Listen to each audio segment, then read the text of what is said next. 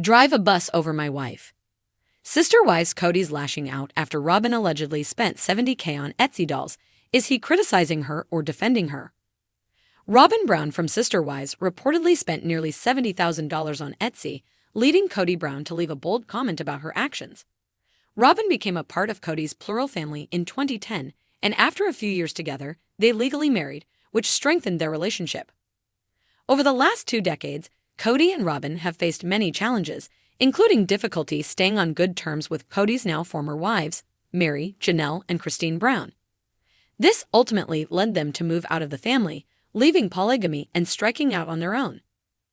Kody and Robyn entered a monogamous relationship soon after the other wives left the Brown family. They achieved the exclusive relationship they had always desired, but continued to lament the negative impact of leaving polygamy. Kody discussed his struggles on the show, expressing his constant anger and alienating many of his children, particularly his adult sons with Janelle. Robyn spent the last 3 years in tears in front of the cameras, portraying herself as incapable of living without polygamy and claiming that its absence was affecting her marriage to Kody. Kody and Robyn have experienced numerous personal problems, but they have decided to stick together. One issue they face is accusations that they are overspenders and shopaholics. These rumors are exacerbated by accusations that they have used Meri, Janelle, and Cristin's money for themselves in the past. Additionally, they are embroiled in disputes with Janelle and Meri over their rightful share of the Coyote Pass family property. The family turmoil has been intense, but Kody and Robyn have chosen not to betray each other. Kody has famously stated, "He will not drive a bus over my wife." Although Robyn has deactivated her account, there is ample proof that she once spent thousands of dollars on dolls, indulging in her shocking doll obsession. There is also speculation that she has created a private profile to continue spending money on dolls. According to a Reddit thread by @extraunusual, Robyn is likely still using a lot of Kody's money to purchase custom dolls that cost as much as $500 per piece or more. Netizens have also noticed other expensive items, such as designer sandals and David Yurman jewelry, worn by Robyn and Kody over the months. Additionally, the couple recently sold their Flagstaff home for $1.7 million and purchased a new house for $2.1 million. They are financially well off, which makes it even sadder that Kody isn't fulfilling his obligations to his former sister wives in terms of what he owes them. Kody Brown was seeing red. His curls practically vibrated with fury as he paced around the living room, waving his arms in a way that made it seem like he was ready to take flight. His latest tirade was in full force, and this time, the target was none other than Robyn Brown, his last remaining wife, and, up until now, his undisputed favorite. $70,000? $70,000? Kody's voice cracked under the weight of his incredulity. On dolls? Etsy dolls? Robyn, are you serious? Robyn, perched on their oversized couch, arms folded protectively over her chest, was already in full defense mode. They're collector's items, Kody, she sniffed, narrowing her eyes. Handcrafted, artisanal, you wouldn't understand. You're right, I don't understand, Kody barked, spitting on his heel.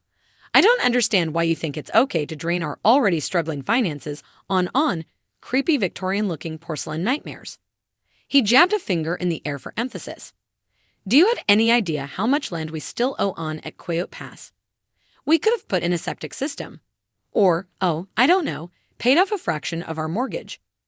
Robyn's lip trembled, but she held her ground. You don't care about the finances when it's your hair care products or your custom leather jackets, Kody. But the second I want something nice, suddenly it's an issue. Typical. That was when Kody, overwhelmed with frustration, exploded with the phrase that would echo in infamy. You all drive a bus over my wife. He shouted it so forcefully that the veins in his neck looked like they might burst. Every single time. He pointed dramatically toward an imaginary tribunal. Cristin, Janelle, Meri, they all hated you. They turned me against you. Now even the internet wants to crucify you for buying a few dolls. Robyn gasped, clutching her chest as though she'd been physically struck. A few? Kody, there's an entire cabinet full of them. You even have them displayed in the dining room. Kody flinched. He did not, in fact, like the way the dolls seemed to watch him from their antique shelves, their glassy eyes reflecting his every movement. But he wouldn't give her that satisfaction. Instead, he doubled down. This is just like what happened with Cristin and the nachos. Everyone blows things out of proportion, and suddenly, I'm the bad guy. He raked a hand through his hair, staring off into the distance as though recalling the many injustices of his life. Why is it that I get blamed for everything, but no one cares about what I go through? Do you know how hard it is being the head of this family? To hold it all together? To have everyone turn on me? Robyn softened. If there was one thing she understood, it was Kody's love of making everything about himself. I didn't mean to make things worse for you, she said in a small voice. I've been feeling lonely since Cristin left, and then Janelle. And, her voice cracked, Mary, even. I just wanted something that made me feel comforted. Kody sighed dramatically, his anger flickering like a candle in a drafty room. Robyn, I get that. I do. But $70,000? That's... He exhaled through his nose, shaking his head. We're not in a position for that kind of spending. Well, what about the money you spent on your custom knives collection, or your truck, or your new cowboy boots? Robyn shot back, a sudden surge of righteous indignation flashing in her eyes. Kody's jaw tightened. That's different. I need those things. And I need my dolls. Robyn insisted.